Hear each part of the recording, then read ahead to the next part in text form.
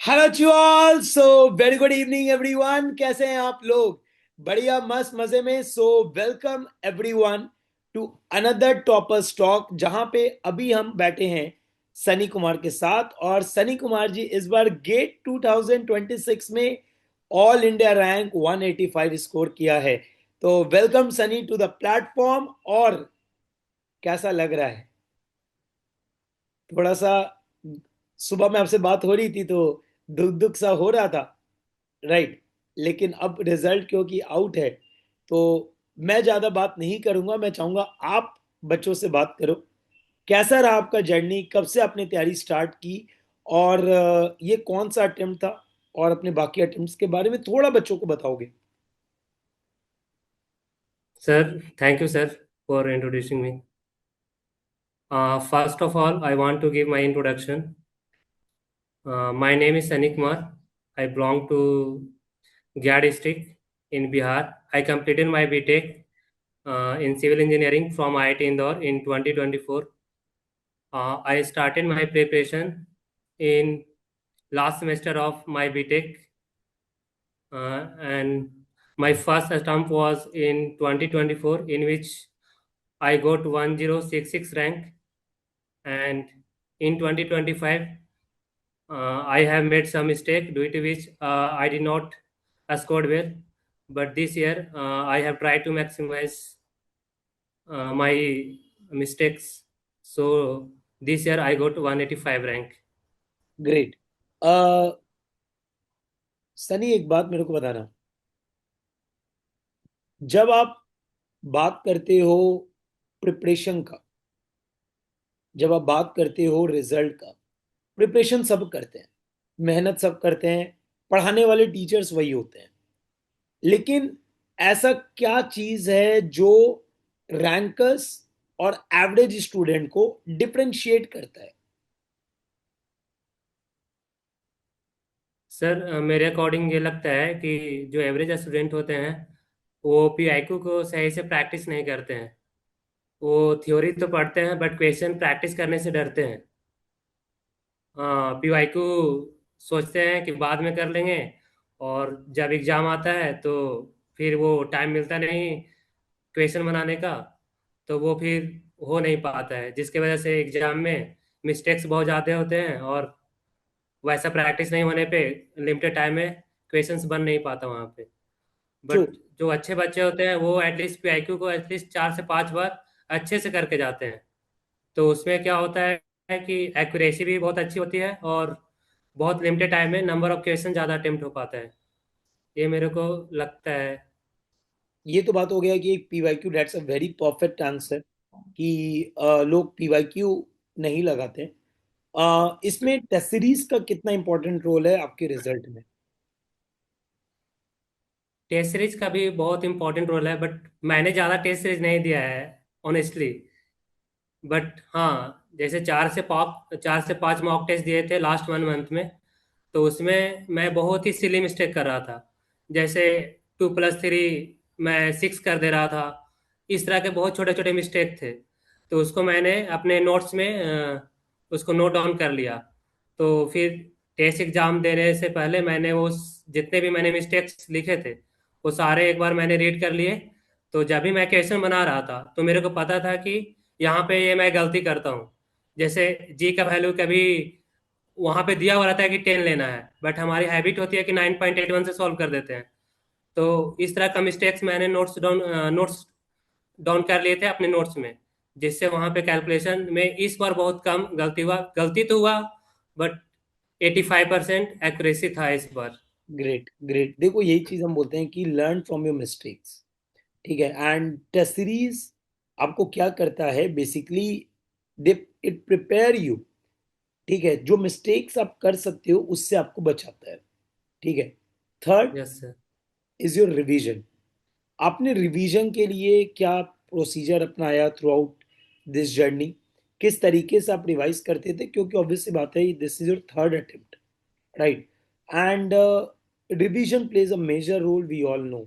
तो रिवीजन के लिए यस आपने सर। क्या साइकिल बनाया? किस तरीके से आपने पढ़ाई की, वो थोड़ा बताएंगे? सर रिवीजन के लिए तो बस जैसे मेरे जो ज़्यादा वेटेज वाले सब्जेक्ट होते थे उसको मैं ज़्यादा रिवीजन करता था, जैसे ट्रांसपोर्टेशन हो गया, इन्वायरमेंट जियोग्राफी हो हो गया, गया, सॉइल हो बायोलॉजी हो गया, गया। मैथ हो गया। तो ये सब सब्जेक्ट के मैं एटलीस्ट 4 से 5 बार रिवीजन कर लिया था, और इसके एपीआई को उतना ही बार लगा लिया था, तो उससे बहुत ज़्यादा स्पीड आ गए थे। ओके। शॉर्ट नोट जैसा कुछ बनाया था आपने? मैंने सारे सब्जेक्ट के शॉर्ट नोट्स नहीं बनाए थे। जैसे मैंने सॉइल का बनाया था, इन्वायरमेंट के वो कुछ एम्पिरिकल फार्मूले होते हैं उसके बनाए थे, ट्रांसपोर्टेशन का बनाया था, और फ्लूइड मैकेनिक्स ये सब का नहीं बनाया था, ये सब मैं बेसिकली नोट से आपने ही जो पढ़ लेता था। इम्पोर्टेंट सब्जेक्ट है उसका बना लिया था, ताकि उनके फॉर्मूलाज हम्म। आप एग्जाम में ना भूलो। राइट। गुड। क्योंकि ऐसा होता है, मैंने ऐसा फील किया कि जैसे शॉर्ट नोट से अगर बहुत दिन हो जाता है तो फिर शॉर्ट नोट से वो सारा चीज डॉट कनेक्ट नहीं हो पाता है। शॉर्ट नोट्स में क्या होता है कि फार्मूले फार्मूले तो हो जाते हैं, बट वो बहुत सारे पॉइंट्स होते हैं जो छूट जाते हैं। तो जब हम नोट्स पढ़ते हैं ना तो सारा पॉइंट कनेक्ट होता है कि इसके पीछे रीजन क्या है, इसके आगे रीजन क्या है, क्या मिस्टेक्स होते हैं। तो वो नोट से ज़्यादा पता चलता है। तो आगे नोट्स पढ़ना है, उसके बाद पीवाईक्यू लगाना है, उसके बाद शॉर्ट नोट्स बनाना है। ये 3 चीज करें तो बहुत अच्छा हो सकता है। True, no doubt in that. अगर आप ऐसा करते हो तो डेफिनेटली आप अच्छा करते हो। अब अगर हम बात करते हैं तो मेरे से आपने कौन कौन से सब्जेक्ट पढ़े, वो एक बार बच्चों को बता दो, ताकि बच्चे भी उस तरीके से अब आगे आने वाले टाइम में उस तरीके से पढ़ाई कर पाए। सर मैंने आपसे स्ट्रेंथ ऑफ मटेरियल हो गया, स्ट्रक्चर एनालिसिस हो गया, और सॉइल मैकेनिक्स, इसके जो लेक्चर्स थे यूट्यूब पे मैंने उनको पूरा अच्छे से करा था। मुझे मुझे बहुत हेल्प मिला उससे अपने प्रिपरेशन को स्ट्रांग बनाने में। ग्रेट।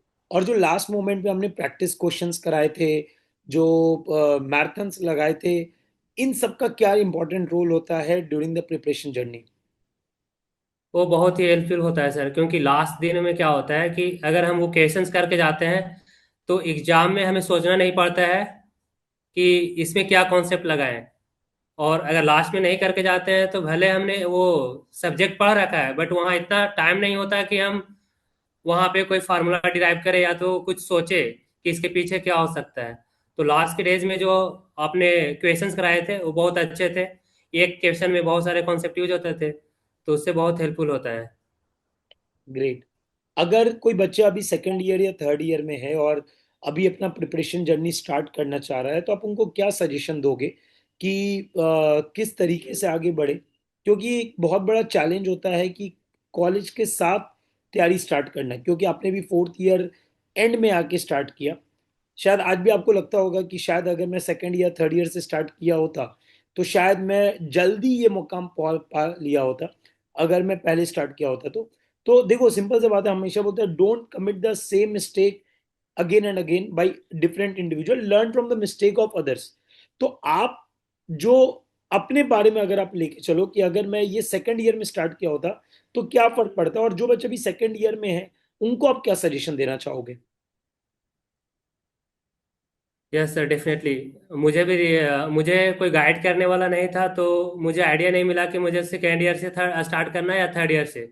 और मेरा ऐसा था कि मेरा बैच जो था वो कोरोना के टाइम में स्टार्ट हुआ था। तो जो स्टार्टिंग का 2 ईयर था वो ऑनलाइन पूरा हुआ था कोर्सेज। तो लास्ट 2 ईयर में कॉलेज गया, तो वो इंजॉय ज़्यादा करने लग गया, क्योंकि थोड़ा वो कॉलेज जाने का बहुत डिस्प्ले, बहुत ही मतलब वो था। तो समझ उस रहा। चक्कर में ज़्यादा पढ़ाई हो नहीं पाई कॉलेज में। तो मैं ये बोलूँगा कि जो फर्स्ट ईयर से कॉलेज में गए हैं वो स्टार्टिंग के 2 ईयर एक्सप्लोर करें कॉलेज में। कोई क्लब है तो वो ज्वाइन करे, और अपना जो हैबिट है या जो किसी में किसी को सिंगिंग करना है, किसी को गिटार बनाना है, तो वो कर सकते हैं स्टार्टिंग के 2 ईयर में। और आगे जिसको सिविल में जाना है वो थर्ड ईयर से स्टार्ट कर सकते हैं। और ऐसा कर सकते हैं कि जो सेमेस्टर में सब्जेक्ट चल रहे हैं, जैसे सॉइल मैकेनिक्स है, तो उस टाइम में वो सॉइल मैकेनिक्स को कंप्लीट कर सकते हैं, ताकि वो सेमेस्टर के एग्जाम में भी हेल्पफुल होगा, और उसके साथ साथ गेट का भी प्रिपरेशन हो जाएगा। तो जब मेरा बीटेक कंप्लीट होगा तो उसमें हम लोग बीटेक के साथ ही बहुत अच्छा परफॉर्मेंस कर सकते हैं। जैसे मैंने 6 मंथ का पढ़ाई करा था, तो उसमें मेरे 1,000 रैंक आ गई थी। अगर मैं थोड़ा 1 साल पहले तैयारी करता तो ऑब्वियस है कि जो अभी रैंक आया था वो 4th ईयर में ही आ सकता था रैंक, बहुत आसानी से। ट्रू, नो डाउट, मैं यही बात बोल रहा हूँ कि अगर आप सही समय पर अपनी तैयारी स्टार्ट कर देते हैं तो आपको, देखो सबसे पहला अभी सबसे बड़ा चैलेंज आप भी फेस किए होगे कि once you are out of the college एक अलग प्रेशर क्रिएट हो जाता है, दैट टू आप गया से हो, बिहार से हो, ठीक है, तो ये तो प्रेशर ही अलग होता है क्योंकि बिहार में एक मेंटालिटी है गवर्नमेंट जॉब, राइट। तो यस सर। अगर कॉलेज से निकलते ही अगर ये ऑप्शन मिल जाए तो इससे बड़े कुछ नहीं होता, और जब 2 साल 3 साल ड्रॉप होता है तो वो एक अलग मेंटल प्रेशर क्रिएट होता है। एंड बहुत बार बहुत से बच्चे तो ऐसे ही दम तोड़ देते हैं, और यही रीजन है कि वो बीटेक के थ्रू गेट और ईएससी पे ना जाके बहुत बच्चे जेई पे फोकस करने लग जाते हैं, बिकॉज दे वांट कि भाई एटलीस्ट कोई जॉब मिल जाए and then they continue their preparation, है ना। So thank you so much. And Sunny, कुछ final words to all the learners जो अभी इस सेशन को देख रहे हैं कि what should be their dream goal to achieve anything they want. Sir पढ़ाई के दौरान बहुत ही डाउन फेज भी आते हैं, उस समय अपन को पैसेंस रखना है। और उस समय पैसेंस की तो बहुत जरूरत होता है। जैसे मैंने मेरे लास्ट अटेम्प्ट में अच्छा नहीं हो पाया था, मैंने प्रिपरेशन अच्छा करा था बट मेरा अच्छा हो नहीं पाया था, तो उसमें मेरे को पैसेंस रखने का बहुत नीड थी। तो लो फेज में पैसेंस रखना बहुत जरूरी है और पढ़ते रहना है। सही टाइम पे सही अपॉर्चुनिटी आएगी तो सबको सफलता मिल ही जाएगा एक दिन। Great, great, great.